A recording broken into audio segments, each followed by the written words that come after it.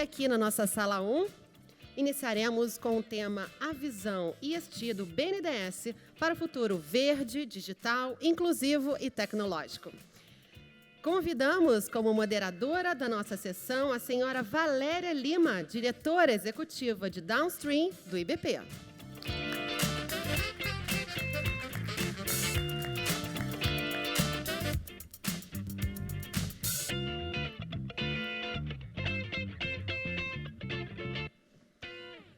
E como palestrantes, convidamos a senhora Carla Gaspar Primavera, superintendente da área de energia do BNDES.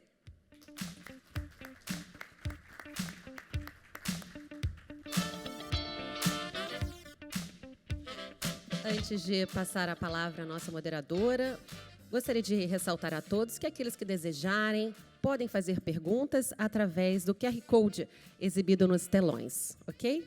Um excelente painel. Passo a palavra à moderadora. Bom dia. Então, estamos abrindo aqui o nosso segundo dia do ESG Energy Forum. Tenho certeza que será tão interessante e dinâmico como o dia de ontem, que eu já soube que foi um sucesso. Infelizmente, eu estava em Brasília, não pude acompanhar, mas acompanhei pelas redes todo o sucesso do evento. E tem um prazer ter comigo aqui para iniciar esse segundo dia a Carla Primavera, superintendente de energia do BNDES. O BNDES ele tem a expressão desenvolvimento sustentável, tanto no seu propósito, como na sua missão e na sua visão. E o conceito de desenvolvimento sustentável, ele rompe os conceitos de desenvolvimento que nós vivemos até agora, né? E que tem significado aí a exaustão dos recursos naturais, um excesso de emissão de gases de efeito estufa e também a promoção, ou pelo menos a perpetuação das desigualdades sociais, né? Em 2022, o BNDES publicou a sua estratégia climática no documento Clima e Desenvolvimento, uma contribuição do BNDES para a transição justa. E, nesse documento, o BNDES deixa claro o foco e a necessidade de uma integração das agendas econômica, social, ambiental, para se atingir os objetivos de desenvolvimento sustentável da ONU, para alcançar também uma transição justa e também uma redução das desigualdades. E é sobre o detalhamento dessa estratégia que temos aqui a Carla Primavera para explicar isso um pouco, detalhar um pouco isso. E ela vai fazer uma pequena apresentação e depois a gente faz um bate-bola aqui. Tem umas perguntas já preparadas e também tem todo o prazer de receber perguntas da plateia. Então, Carla, a palavra é sua. Obrigada, Valéria. Bom dia a todos. Um prazer estar aqui. Agradeço o IBP o convite. Obrigada, Fernanda. É uma honra estar aqui representando o banco. Vou falar um pouquinho sobre estratégia, visão histórica e visão de futuro do banco. É um tema muito atual que tem relação com a transição energética e a urgência climática que nós vivemos atualmente. E o Brasil tem uma posição e uma liderança verde no mundo que precisa se transformar em oportunidade e em liderança da descarbonização global. Então, aqui eu vou fazer uma relação entre o tema do nosso painel ESG com a questão da transição energética, que tem íntima relação com o próprio IBP e com os seus associados. Se puder botar a apresentação, eu agradeço. O tema ESG é um tema nada mais, nada menos do que um tema histórico, que está contemplado na estratégia histórica do banco, então, desde a sua fundação. Evidentemente que não era denominado assim, esse tema ainda não existia, né? Ontem o banco completou 71 anos de história, fez aniversário, e no própria denominação do banco, né, Banco Nacional de Desenvolvimento Econômico e Social, a gente já encontra parte dessa denominação ESG no seu próprio nome. E desenvolvimento é transformação. Então, aqui eu começo contextualizando o trabalho do banco em energia elétrica, para depois migrar para a estratégia de transição energética e aí contextualizando o quanto o Brasil tem uma vantagem comparativa enorme no mundo, e o banco fez parte da entrega, da diversificação da matriz elétrica brasileira e é o líder global no crédito a renováveis no mundo. E observem que essa liderança tem uma característica bem peculiar. Nós somos o único banco ou credor presente nessa lista que atua somente num único mercado. Todos os demais financiam projetos e atuam em diversos mercados, né? Por vezes, a gente reveza aí a liderança com o segundo ou o quarto lugar do ranking, mas são instituições que estão presentes em mercados extremamente fortes, né? Então, o nosso Banco de Desenvolvimento Nacional Brasileiro entrega isso para o país e todos deveríamos nos orgulhar desse trabalho. Em relação às emissões, o banco já faz um inventário há bastante tempo, tem estimulado que as empresas percorram esse caminho, porque definir um baseline é importante para a definição de estratégias, de onde a gente gostaria de chegar, e é um modo também de comunicar à sociedade a entrega de emissões evitadas da sua carteira. Então, falando exatamente sobre a transição, né? Como eu havia dito, o mundo vive uma urgência climática, o Brasil já é uma potência verde, mas tem condições de transformar todas essas oportunidades em uma liderança da descarbonização. Então, as duas grandes highlights que eu preciso fazer aqui é a agenda do passado, é a agenda do desmatamento, né? Então, cada um dos países e dos mercados negociam a transição e a questão climática a partir da sua matriz energética, e o Brasil, na realidade, precisa dar conta e cuidar do uso da terra, já que estamos posicionados de uma maneira muito diferente em relação às emissões globais. Então, o desmatamento ele é necessário, e o Brasil assumiu um compromisso de desmatamento zero. Então, essa é uma agenda de cuidado, mas é uma agenda do passado, seria o carbono do passado e não o carbono do futuro. E nós, né, temos aí, dentre os países que integram o G20, a matriz elétrica mais limpa. Então, isso não pode ser ignorado, isso tem que ser inserido na nossa estratégia brasileira e dentro da nossa ambição do que desejamos fazer.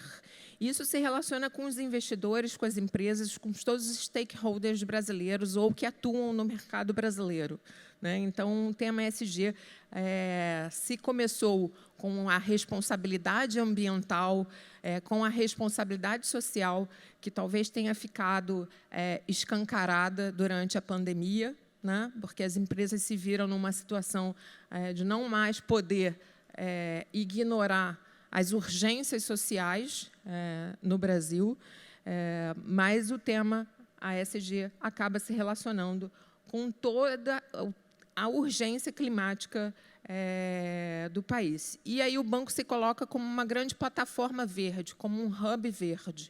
Por quê? Além de ter uma carteira já muito preponderantemente na economia verde e na contribuição de emissões evitadas, a gente foi capaz de desbravar alguns caminhos para o mercado bancário brasileiro. Fomos a primeira instituição brasileira que emitiu green bonds no exterior, no mercado internacional, e o primeiro banco brasileiro a emitir uma letra financeira verde no mercado doméstico. E, após essas emissões, vários bancos trilharam esse mesmo caminho e até mesmo empresas, clientes nossos, que acessaram o mercado internacional e o mercado doméstico. Há muito que se fazer ainda, né? Os investidores ainda não fazem uma correlação e precificam e dão, né, um prêmio para esse tipo de investimento. E a gente observa isso atualmente nas discussões sobre o hidrogênio de baixo carbono, né? Como precificar, como atribuir o prêmio necessário para que esses investimentos aconteçam.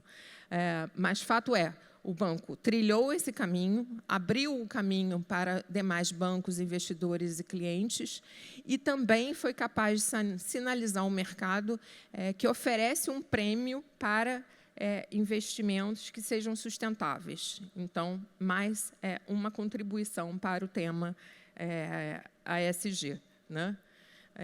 Então, dentro da transição, temos tantas oportunidades, Mas lembrando que essa transição não é apenas de energia, então a gente tem aí um espaço para trabalhar com eficiência energética enorme no Brasil, ainda é um segmento bastante inexplorado, que merece a nossa atenção.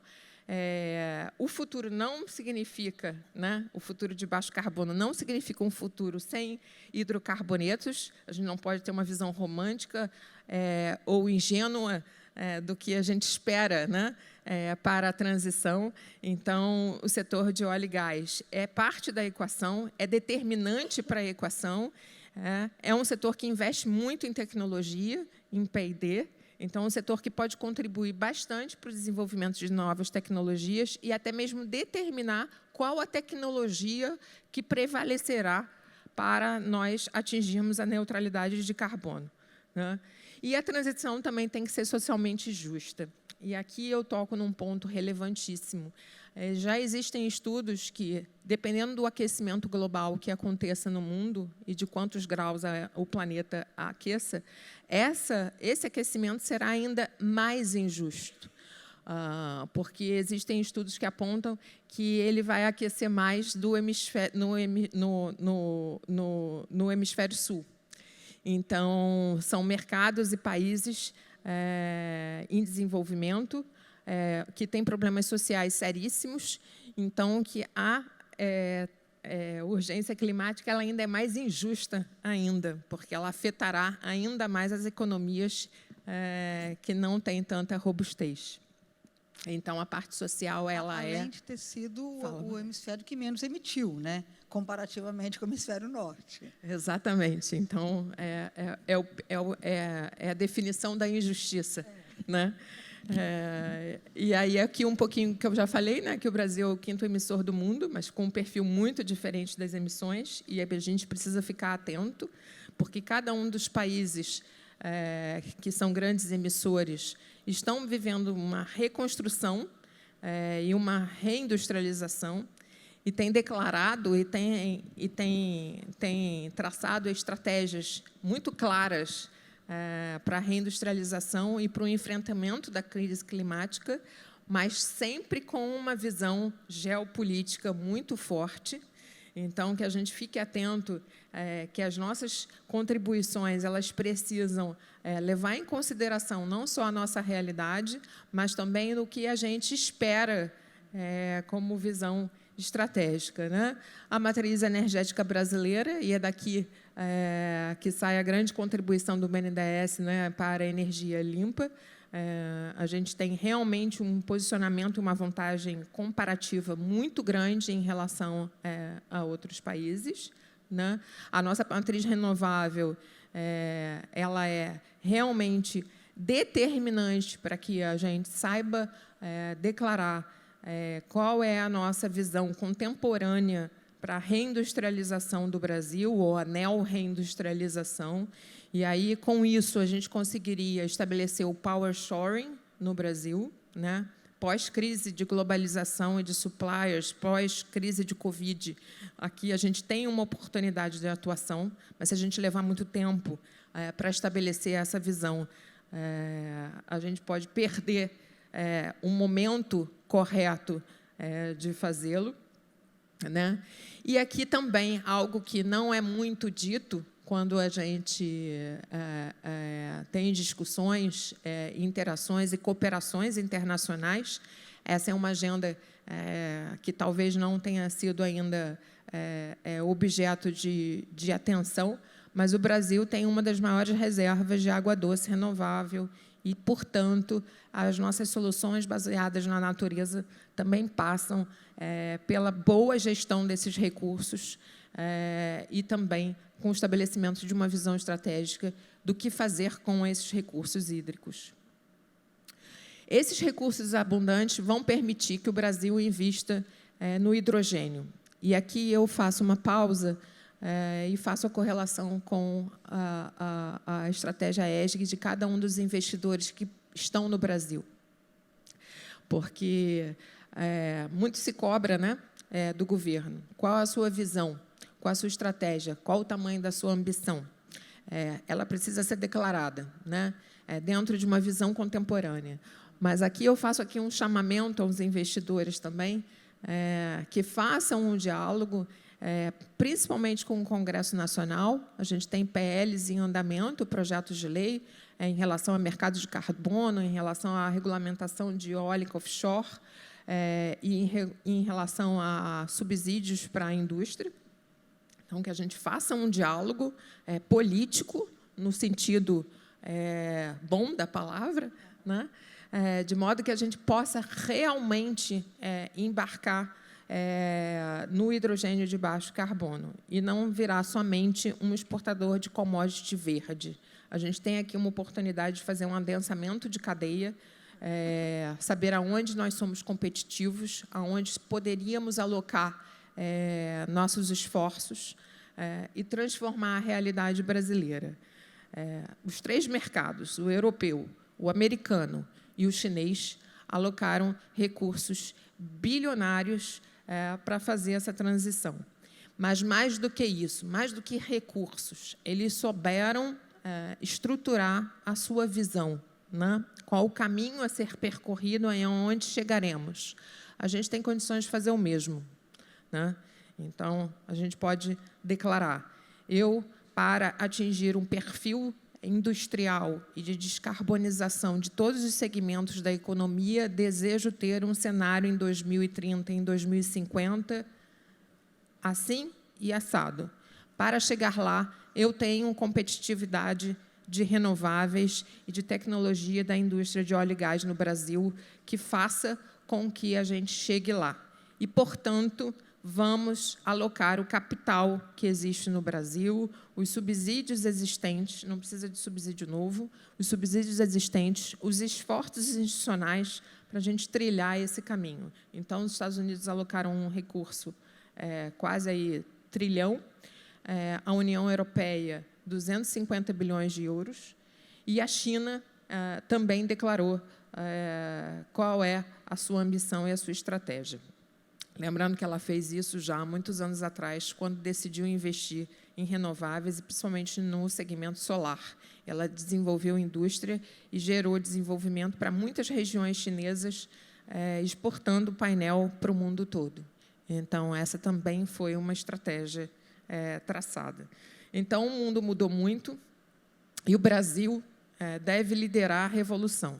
Então, não é o Brasil querer entrar no futuro. O futuro depende de nós e nós teremos que estar nele, né? Então, eu aqui chamo a atenção para a política climática, que a transição é urgente, e a política industrial do Brasil ela pode ser agressiva, mas ela precisa se coordenar com a política econômica e com um plano de investimentos em infraestrutura. E algumas diretrizes, né, para o investimento verde no Brasil precisa considerar as nossas características brasileiras, né, e potencializar. Hoje, o preço de energia elétrica está muito competitivo, né? A gente observa, por uma questão do setor elétrico, que a indústria é capaz de contratar energia de longo prazo a um preço extremamente competitivo. Então, como é que a gente transfere esse diferencial de custo de energia barato, porque a gente tem um custo de energia muito barato em energia renovável, em desenvolvimento social, né? E como é que a gente leva isso para a indústria? Então, o banco se coloca como uma plataforma verde, como um hub de captação, e aí lembrando, né, do carbono do passado, do desmatamento, o Fundo Amazônia, somos gestores, é uma ferramenta poderosa para o combate ao desmatamento. A gente é capaz de captar em moeda forte para emprestar em moeda local, realizar blended finance com várias instituições, ser um catalisador, então embarcar todos os multilaterais no financiamento à economia verde no Brasil, né, estabelecendo parcerias. A gente tem no nosso balanço praticamente quase todos os multilaterais e bancos de desenvolvimento nacionais de outros países com um relacionamento estreito. A gente tenta, mesmo quando o banco não tem necessidade de captação, de algum modo, ele capta alguma coisa, mesmo que módica, para estabelecer o relacionamento com esses bancos, por entender que é uma estratégia para o Brasil, né, o seu Banco de Desenvolvimento ter esse relacionamento e poder oferecer esses recursos para os clientes e para os investidores, e a alocação de incentivos fiscais. Então, mais recentemente, foi aprovada a alocação de um custo muito competitivo para a parte de recursos do BNDES, e aí aqui a gente pode aplicar em ESG para as empresas e para os investimentos, que é remunerar uma parcela do FAT ATR. E são para investimentos em inovação. Então, aqui a gente tem toda uma oportunidade de financiar o hidrogênio de baixo carbono, novas tecnologias, né? Então, tanto para atendimento ao mercado doméstico, o mercado brasileiro, também até, eventualmente, para a exportação desse hidrogênio para outros mercados. Então, a política monetária precisa conversar com a regulação financeira verde do Bacen.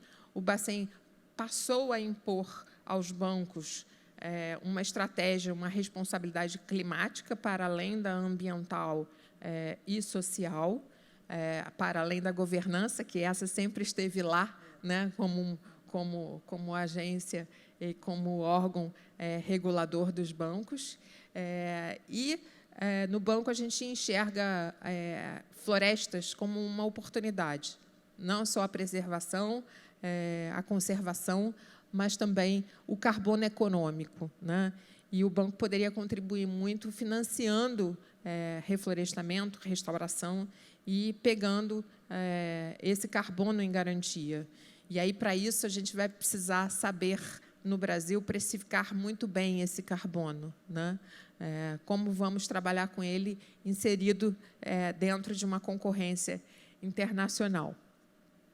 Então, aqui eu já falei um pouquinho para vocês, não vou me repetir. Está aí a experiência percorrida do banco. O clima passa a ser uma política transversal do banco. Então, esse ano foi criado um departamento para se dedicar ao tema e aí realinhar. Não que o banco nunca tenha, né, colocado o clima na sua estratégia. O clima sempre esteve lá, mas não denominado assim, não organizado dessa forma. Então, a gente forma uma equipe dentro do banco dedicada a essa temática e aí passa a olhar por todos os segmentos da economia e declarar que a vocação do banco é financiar a transição, né? E aqui um pouco de todos os temas que vamos tratar, Valéria, de como é que o banco incentiva as práticas ESG para si, para investidores, como coloca isso no centro da atenção dos investidores brasileiros e também articula com o governo, com o formulador de política, para que isso seja uma estratégia contemporânea para o Brasil. Então, se a gente conseguisse fazer tudo isso que eu falei, a gente conseguiria aqui fazer uma transição justa, porque gerar desenvolvimento, emprego, renda e uma melhor qualidade de vida para as pessoas, né? Aqui, minhas considerações finais, acho que já percorri elas ao longo da minha apresentação, e aí a gente vai para o ping-pong, que eu acho que é mais dinâmico. Obrigada, Carla. Uma apresentação muito clara, objetiva e, ao mesmo tempo, instigante, né? Você tocou nos pontos que eu acho importante a gente estressar aqui, que muitas vezes a gente pensa a questão da transição, o mercado de baixo carbono, uma economia de baixo carbono, desvinculada de uma política industrial, desvinculada do que é o desenvolvimento, como você vai ser feito política industrial, que subsídio você vai dar ou não, né? Como isso vai, o que isso vai significar na vida das pessoas, né? E acho que isso é um ponto muito fundamental para as pessoas entenderem. Não é só tirar coisas, na verdade, é colocar uma nova forma de fazer negócios, né? E um outro ponto é que você chamou atenção aí, né, para os programas claros de transição e de financiamento dos Estados Unidos, da Europa, da Comunidade Europeia e da China, né? que tem um programa muito claro de subsídios. Mas o que me chama mais atenção do que, além do programa de subsídio, que dificilmente o Brasil pode ter, né, que não tem tanto recurso, né, ou poderia ter de uma forma alocada diferente, é que eles sabem aonde eles querem chegar. Não me parece que o Brasil ainda articulou isso de forma tão clara, né? Como a gente quer fazer essa transição? A gente não tem ainda nem um projeto, nem uma lei de mercado de carbono que precifica o carbono claramente, que nos ajude a precificar o carbono claramente. Mas eu percebo que o banco, apesar dessa falta de clareza do país, ele tem um direcionamento. E aí, se você puder ajudar a articular um pouco isso, qual que é o papel que o banco tem, com essa clareza de visão, que você trouxe aqui tão bem apresentada, como a comunicação que é feita com o governo, com a política, para a gente poder ter essa visão mais clara e avançar nessas agendas que você trouxe. Obrigada.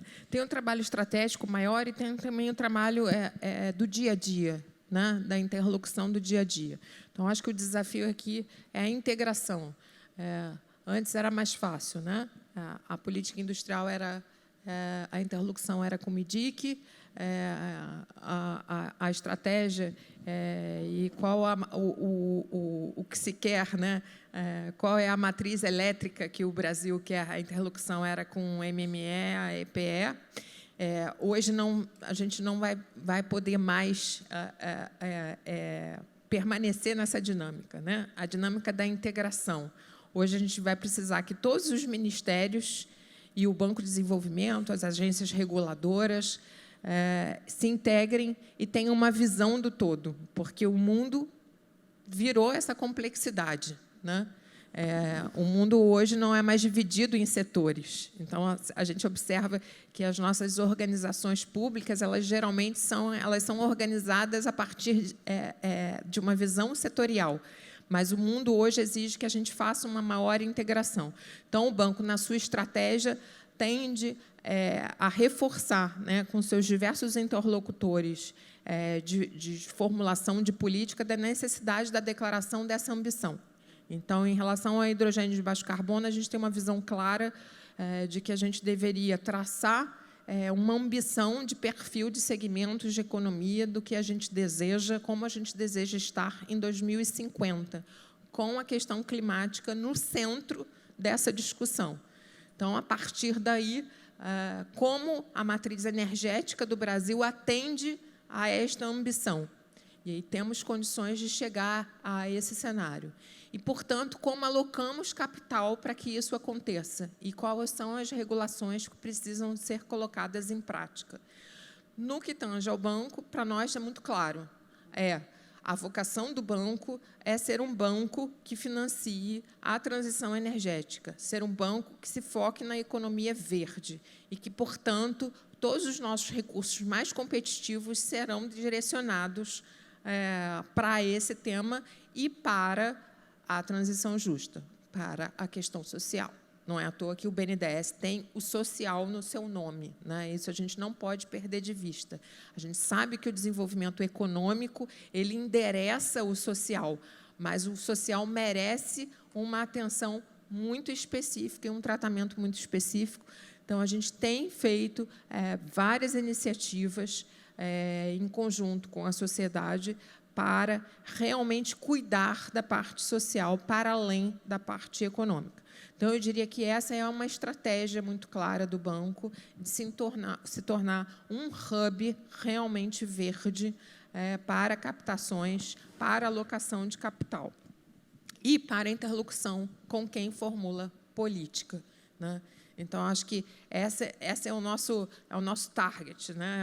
É a nossa aspiração. E aí a gente entende que o Brasil tem condições de fazer o mesmo, se declarar dessa forma. Eu gosto muito da palavra interlocução. Cada vez mais, nesse mundo complexo que a gente vive, né?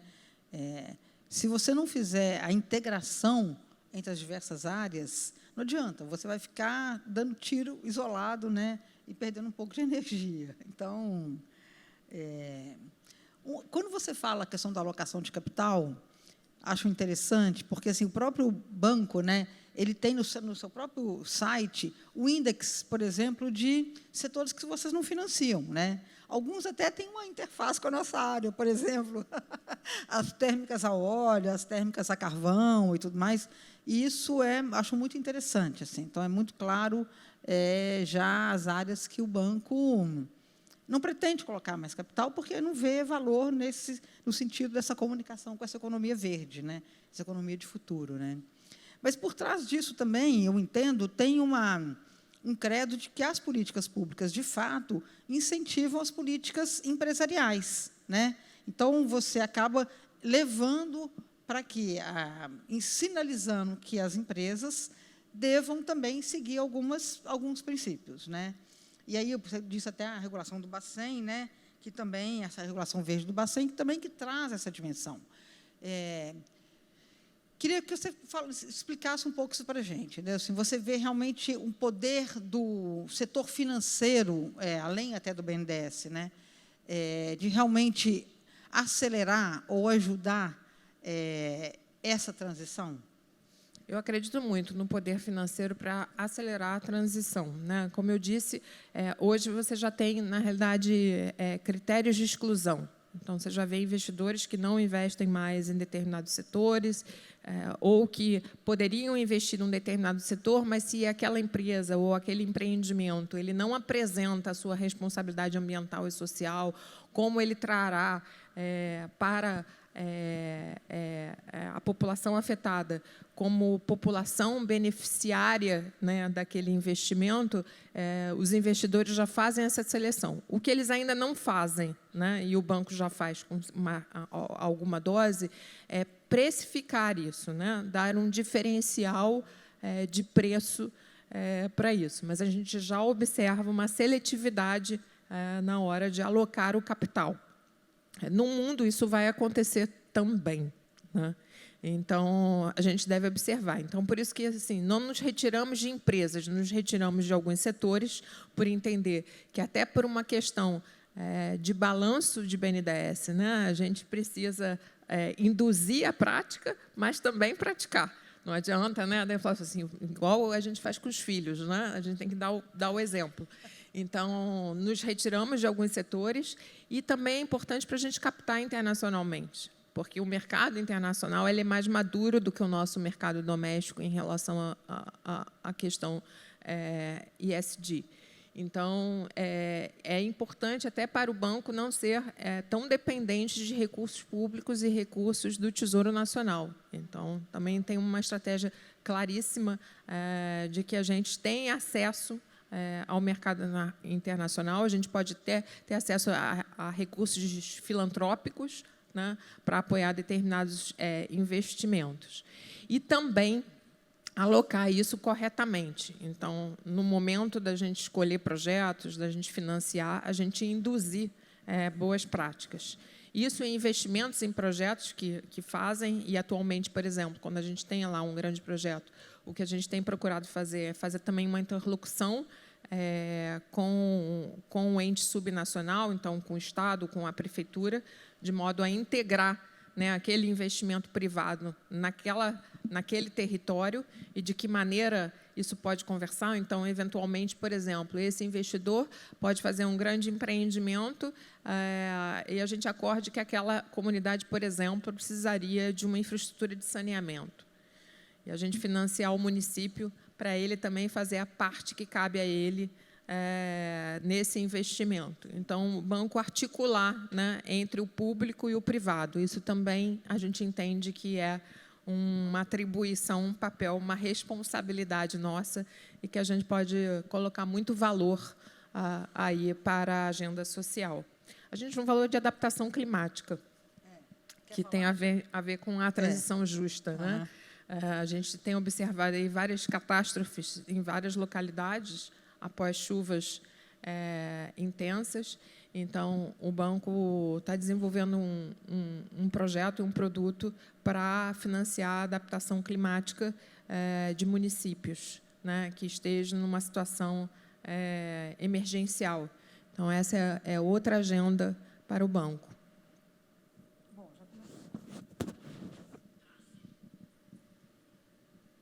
Já começaram a chegar algumas perguntas aqui, então vou intercalar, que eu ainda tenho curiosidade de outros pontos, mas vamos valorizar o público que está aqui nos assistindo, né? Bom, a primeira pergunta é até da Fernanda Delgado, nossa diretora corporativa responsável por esse evento, né? Sabendo que o petróleo e o gás seguem relevantes na matriz, o banco direcionará também recursos para os combustíveis fósseis? O que a gente entende como um bom papel para o banco dentro da indústria de óleo e gás? É olhar qual é a nossa vocação, olhar para as novas tecnologias. Qual é a estratégia dessa indústria para a transição energética? É onde o banco gostaria de se posicionar e contribuir. Então, investimento P&D, juntar esforços e entender de cada um dos investidores que estão aqui no Brasil qual a sua estratégia para a transição. Então, é uma visão de integração com a formulação de políticas públicas, e aí reforço aqui, a gente não tem uma visão ingênua de que o mundo ficará totalmente isento de hidrocarbonetos. Não, né? Precisaremos deles, mas a gente precisa discutir qual é o universo. O Brasil, né, tem um petróleo de menor emissão do que de outros mercados, então a gente também precisa reconhecer isso. Então, o banco deseja se posicionar para a transição e entender qual é a estratégia de cada um desses investidores e ajudá-los e potencializar o investimento deles nessa transição. A gente acredita que essa é a nossa vocação. E, historicamente, para a exploração, por exemplo, de petróleo, a gente não é um credor relevante, até porque a indústria ela tem uma dinâmica de financiamento muito diferente, né?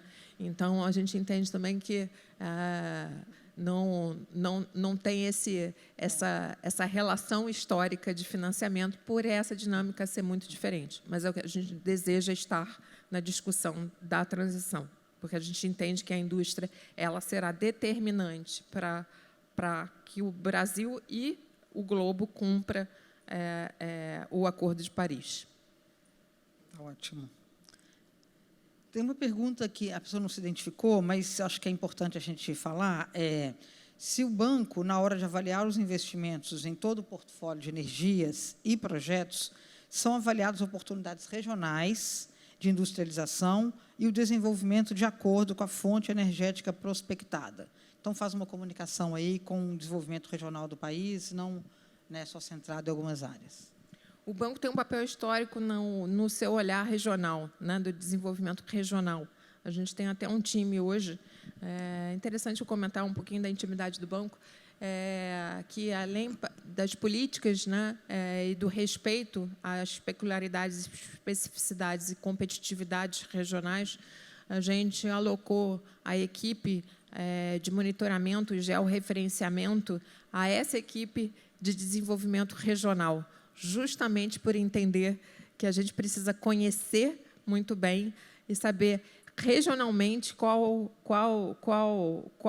produto, qual a política, qual a estratégia necessária para cada uma das regiões. E isso tem a ver também com eficiência, né? Eu falei aqui de eficiência energética, melhor alocação de recursos. Então, a gente olha, sim, a gente tem essa preocupação. E, para além do desenvolvimento regional, toda vez que a gente analisa um projeto, conceder um crédito, os aspectos sociais, ambientais e climáticos eles são considerados e eles são cotejados para essa análise dessa concessão de crédito, e eles também influenciam no preço desse projeto. Então, se for um projeto de investimento, dependendo do nível de maturidade, de responsabilidade da empresa, então, a gente analisa a empresa sob o ponto de vista de amadurecimento, em relação à governança, à responsabilidade ambiental e social, e a gente também analisa o próprio investimento, né? O que aquele investimento, qual o impacto daquele investimento, como mitiga aquele investimento e como essa maturidade empresarial, né, compõe com o desafio do empreendimento em si. Então, essa análise também é feita dentro do banco. Obrigada, Carla. Outras perguntas aqui. Tem uma pergunta do Celso, da Selen, que ele fez várias perguntas, eu vou tentar juntar aqui, né? uma até se comunica, na minha opinião, com o que você disse, que a transição não é só energia. E depois a gente pode até explorar aqueles outros pontos que você falou lá de mobilidade, gestão de resíduos sólidos, mas vamos lá. Então, o que o Celo pergunta? Primeiro, se vocês possuem planos, né, de utilizar essa área recuperada do Brasil, né, desmatada recuperada, como fonte de crédito de carbono, como vocês atuam nisso. Quão desafiador o banco enxerga a jornada do zero aterro e quão alinhado o BNDES está com o Green Deal e a taxonomia europeia. Ou seja, se vocês vão usar os mesmos critérios para avaliar possíveis investimentos. Tá. Em relação a florestas, né, entendemos que o carbono ele é inexorável, né? Tanto o mercado voluntário quanto o mercado regulado. O importante é a gente saber como a gente se posiciona em cada um deles e como será a regulamentação do Brasil. Então, um bom papel para o banco seria a gente realmente conseguir potencializar um investimento em reflorestamento, em restauração, e ser capaz de aceitar créditos de carbono em garantia. Então, acho que esse seria um excelente papel. Acho que focar realmente no reflorestamento e restauração. Acho que seria muito, muito interessante. Em relação à taxonomia, o banco tem uma taxonomia verde própria, né? Mas a gente entende que ela merece aprimoramento, e uma das entregas lá do meu time é realizar uma nova taxonomia e conseguir classificar toda a carteira de crédito do banco esse ano ainda, e a gente vai ter uma visão de projeto e não mais só de produtos e quinais, né? Então, a gente fez aí um benchmark, conversou com diversas organizações, desde bancos privados, multilaterais, agências, governos. A gente sabe que o governo também está, né, tem uma secretaria hoje no MIDIC para cuidar de taxonomia e tem se dedicado a isso, mas o banco tentou reunir a melhor prática de tudo que ele observou no mercado para implementar a sua taxonomia. Então, esse ano teremos novidades.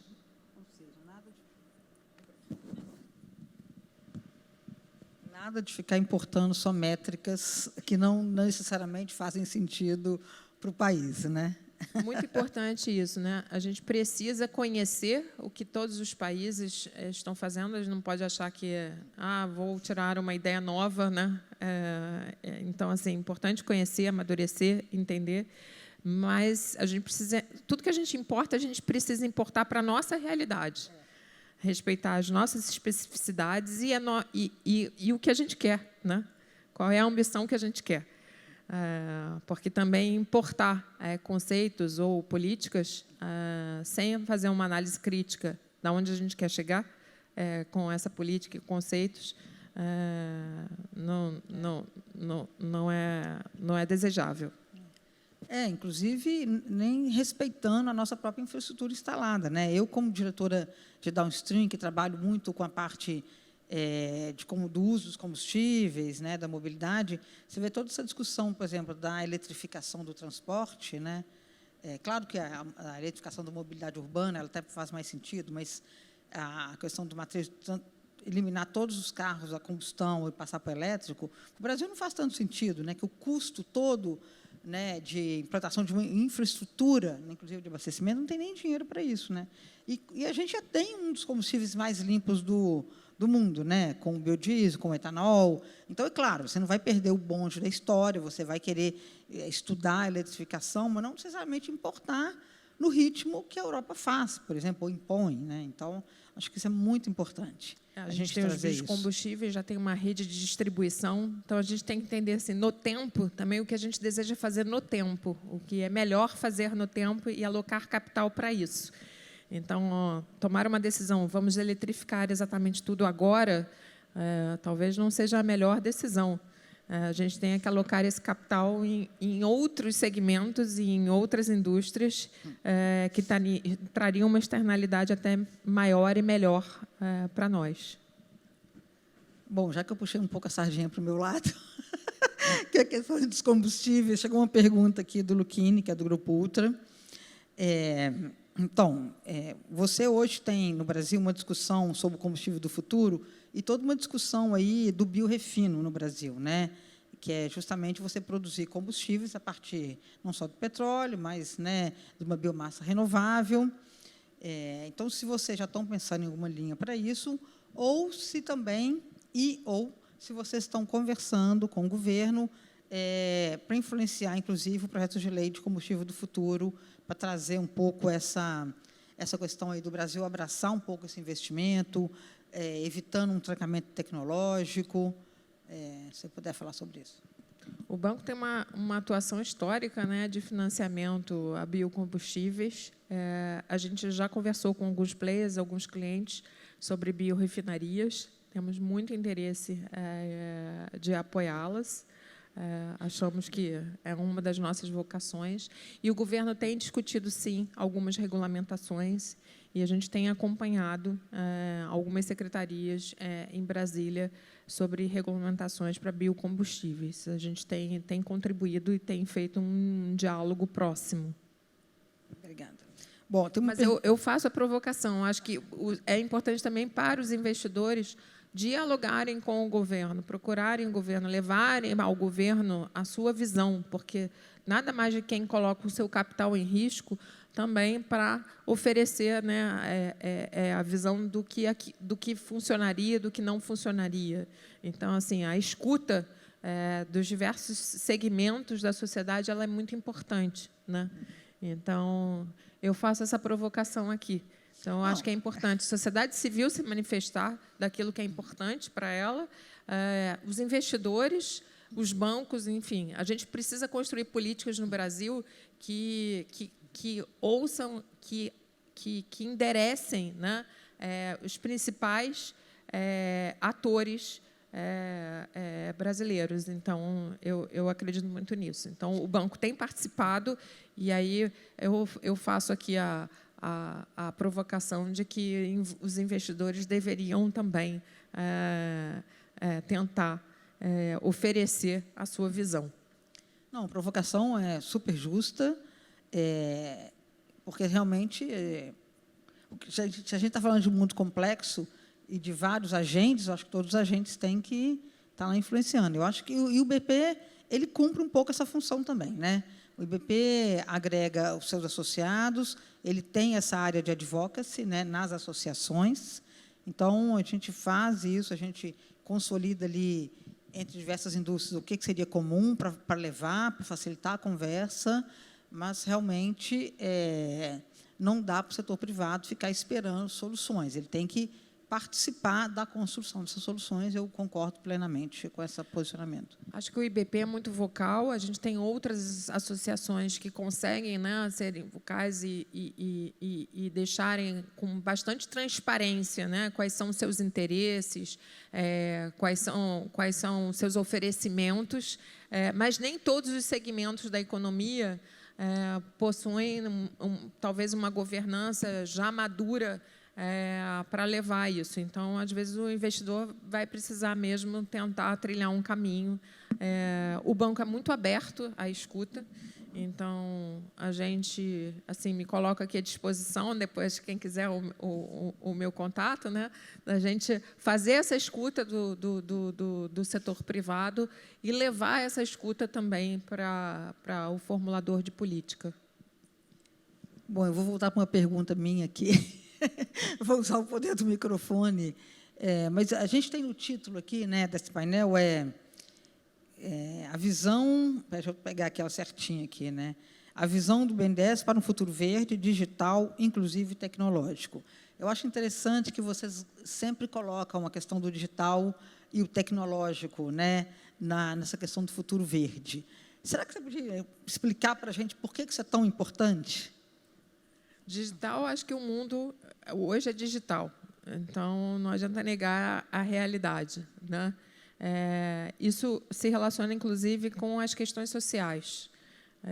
Como a gente prepara a nossa mão de obra, né? Como a gente qualifica uma mão de obra que já tem uma baixa qualificação para esse futuro digital, né? quais são as qualificações do futuro, quais serão as condições de futuro de emprego. Então, eu li recentemente que a Europa tem um problema sério em relação à qualificação para o desenvolvimento de projetos de hidrogênio, de que há uma escassez de qualificações muito específicas para o desenvolvimento de projetos. Então, o banco tem dialogado também com o governo para investir em educação. E a educação, na realidade, não só de base, mas a qualificação de profissionais, né? Qual é a mão de obra que a gente deseja ter no futuro? Mas, voltando à questão digital, o mundo se tornou digital, a gente tem aí a inteligência artificial no centro das atenções, então, a gente vive várias revoluções dentro de outras revoluções, né? Que se interligam. Então, eu acho que é uma complexidade, eu acho que é uma complexidade já, eu nem me sinto tão velha assim, mas para um olhar digital, você já vê que já há um gap geracional, até de comportamentos e de expectativas em relação ao que se quer da vida. E o banco, como um banco de desenvolvimento, ele tem o desafio também de se tornar cada vez mais digital, né? Tanto é que a nossa antiga área de operações indiretas, que é onde a gente atende mais o varejo, né, através da nossa rede de agentes, hoje ela é denominada área de operações digitais, né? E como é que as empresas vão lidar com essa nova realidade? Então, a gente tem desenvolvido algumas linhas muito específicas de financiamento para inovação e digitalização.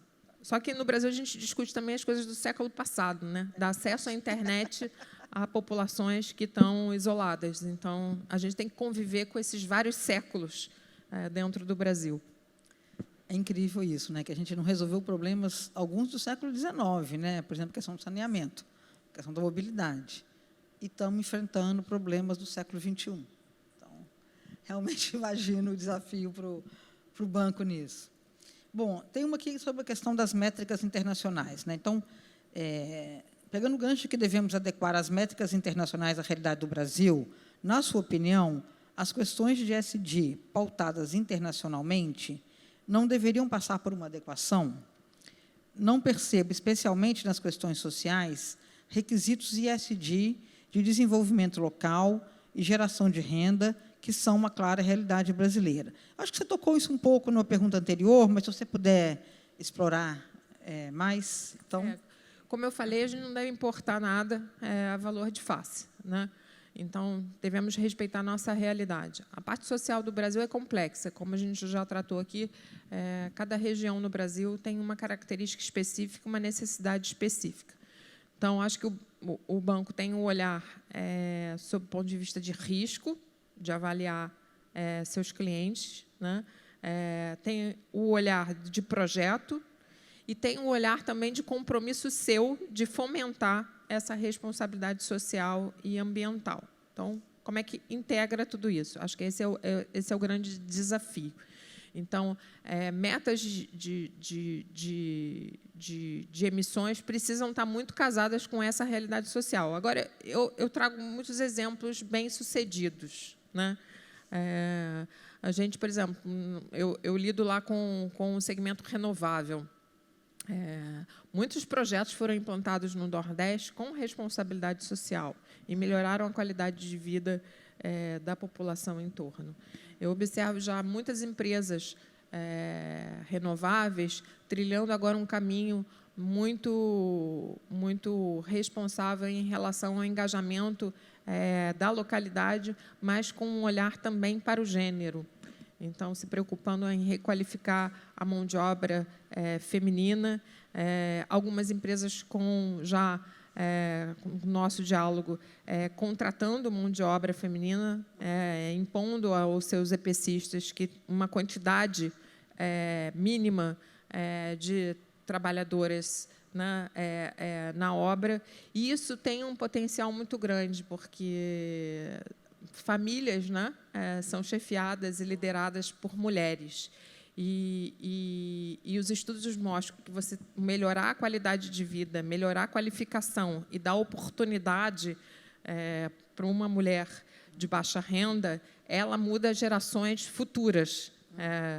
Então, essa é uma responsabilidade. Então, acho que a gente não deve importar nada a valor de face, olhar para as nossas especificidades de país, regionais, locais, e saber aonde que a gente potencializa os investimentos, né? Como é que a gente casa o investimento do privado, a gente financia o público, como é que articula isso e potencializa esse investimento.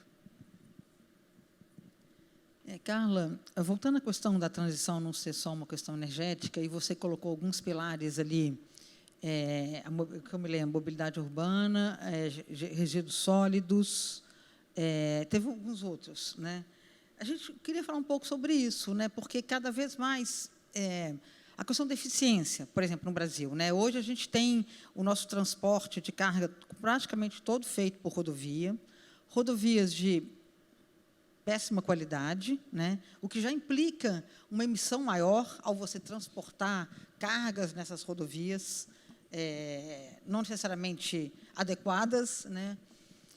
Então, como que a gente junta, como que a gente pode também... se existe realmente uma linha de financiamento para isso, ou isso é uma coisa mais difusa, quando a gente fala em aumentar a eficiência da economia brasileira, inclusive na questão das emissões. Emissão, uso, que comunica até com uma questão de economia circular, né? A gente vai ter um painel sobre isso daqui a pouco. Então, ou se isso são ações muito pequenas que não cabe o olhar do banco sobre isso. Não é ação pequena, não. Acho que o desafio é o que eu falei, né? Que dentro do Brasil a gente tem investimento para mais de um século. Então, a gente tem que investir em ferrovia, investimento que não foi feito no século passado, mas a gente já precisa discutir a descarbonização das ferrovias existentes. Então, precisa discutir se as novas ferrovias já deveriam embarcar na nova realidade do século atual. Então, acho que o banco tem essa preocupação, ele é o principal financiador da infraestrutura brasileira, mas a nossa necessidade de financiamento da infraestrutura é enorme. Então, não é só do banco que sairá os recursos. Então, a importância da gente ter todo tipo de financiamento aqui, mercado de capitais, mercado privado, mercado internacional, multilaterais. Então, discutir eficiência, não só eficiência em energia, né? A gente tem procurado alocar esforços nossos, né, de capital humano e de capital. Então, por exemplo, eu tenho lá na minha carteira a discussão de 2 projetos de resíduo zero, que a gente está tentando viabilizar, e aí neles eu estou alocando um recurso muito competitivo, que é o Fundo Clima do banco. Aí faz um blended finance com as linhas tradicionais do BNDES, e aí oferece um recurso bastante competitivo por entender que a gente precisa investir nisso. E aí, uma vez fazendo 1, 2, 3, até um efeito de demonstração, porque você pode ter aí industriais, pecuaristas e diversos segmentos da economia que decidam tratar seus resíduos ou até embarcar nesse negócio como negócio mesmo, né, para trazer rentabilidade para os seus acionistas. Então, é um trabalho, sim, é um trabalho importante, relevante do banco. E melhorar a mobilidade, você melhora a qualidade de vida das pessoas, né? Financiar cidades, e cidades conectadas, cidades que tenham eficiência, se você melhora tudo, né? Melhora a qualidade de vida de quem pega aquele transporte todo dia, e você dá até condições de que mais empresas investam naquela localidade. Na verdade, eu acho que a questão da mobilidade urbana no Brasil seria um dos principais pontos da transição justa, na verdade. Eu tenho esse credo, assim, porque a gente tem um sistema de transporte extremamente desumano, né? Poluidor, barulhento, né? E isso, sim, acho que mudaria. E aí você pensa assim, né? Políticas, por exemplo, de Minha Casa, Minha Vida, esses que são grandes condomínios, né? Ser feito fazendo toda uma ligação com uma rede de transporte elétrica, né? não precisa nem ser metrô, VLT, alguma coisa, porque isso realmente muda a vida das pessoas. Acho que, e é barato, assim, barato no sentido de que eu acho que é uma transformação brutal, real, em termos de qualidade, transformação justa, né? Junto, obviamente, com outros projetos do governo de transferência de renda, né? Acho que a gente tem tempo para mais uma pergunta, e é do Bruno Montenegro. Recentemente, a FEBRABAN anunciou que os bancos, seguindo a União Europeia, vão passar a negar crédito a empresas que não possuam uma cadeia produtiva net zero. O BNDES deve adotar essa premissa também? Na realidade, o BNDES já adotava essa premissa. A nossa política para frigoríficos, na realidade, tinham até mais restrições do que a política recentemente anunciada pela FEBRABAN. Então, essa já era uma preocupação do banco. A gente já há bastante tempo tenta, tinha até um projeto, né, botar o chip no boi, para a gente tentar mapear a cadeia toda, mas é um esforço muito grande. Acho que o banco está empenhado nesse esforço, tanto é que, se vocês pegarem na internet, né, e depois eu falo um pouquinho de governança, vocês vão observar o quanto o banco, na realidade, retraiu o financiamento para alguns segmentos por conta da questão das cadeias de fornecedores. Então, essa notícia nova da FEBRABAN, na realidade, já é uma discussão histórica do banco, e o banco já tinha uma política restritiva com muitos cuidados e prevenções em relação a esse tema. E aí, falando de governança, que eu falei na internet, acho que o banco passou por um trabalho muito intenso, principalmente de 2015 para cá, de cada vez mais transparência.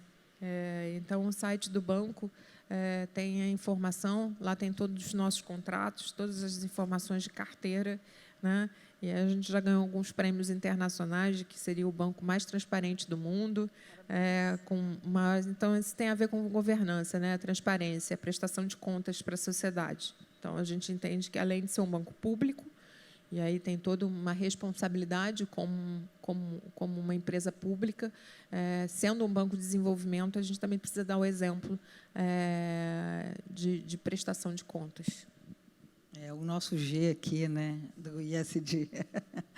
Bom, nós estamos caminhando para o final. Tem uma pergunta aqui que é bem micro, mas eu vou fazer, e depois, se você puder fazer suas considerações finais, Carlos, para a gente poder fechar, que é: como desburocratizar o processo de financiamento para que tenhamos velocidade na tomada de decisão, aprovação de grandes investimentos e não perder as oportunidades no mundo privado?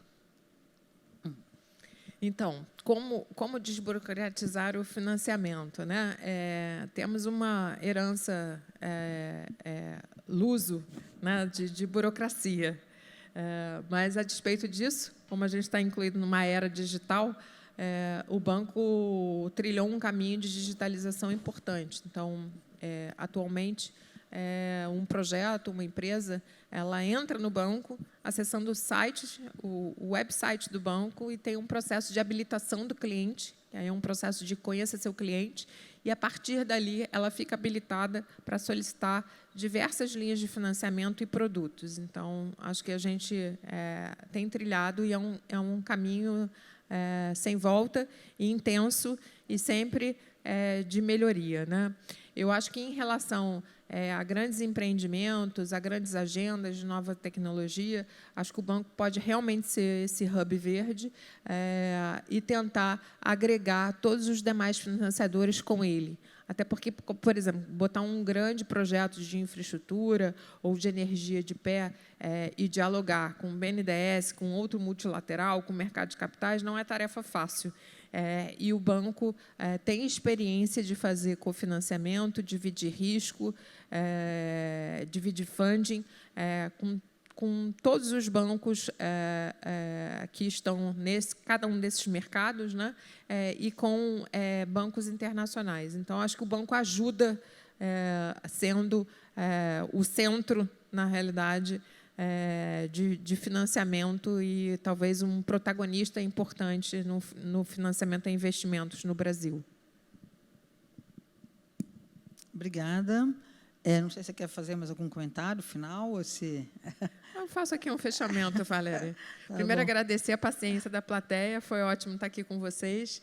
Agradeço muito a você, Valéria, e declarar a vocação, não só do Brasil, mas como do BNDES, como o grande financiador da transição energética, da descarbonização do Brasil. A gente acredita muito na ambição brasileira. A gente sabe que nós somos capazes de declarar onde desejamos chegar em 2030, em 2050, como chegar e alocar os recursos, os esforços e o capital humano necessário para fazê-lo. Então, contem com o banco.